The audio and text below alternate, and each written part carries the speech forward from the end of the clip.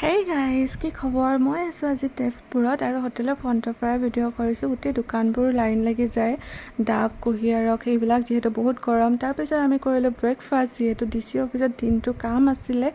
ইয়াৰ পৰা অলপমান সময় উলিয়াই গ'লোঁ আমি গণেশ ঘাটলৈ বুলি, আৰু তাতো গণেশ মন্দিৰত সেৱা কৰিলোঁ। আৰু ঘাটলৈ বুলি গ'লোঁ, বহুত বেছি মানুহ আছিলে, যিহেতু পৰিৱেশটো বহুত ধুনীয়া হয়, কিন্তু তললৈকে যাব দিয়া নাছিলে, পানী বহুত আছিলে কাৰণে।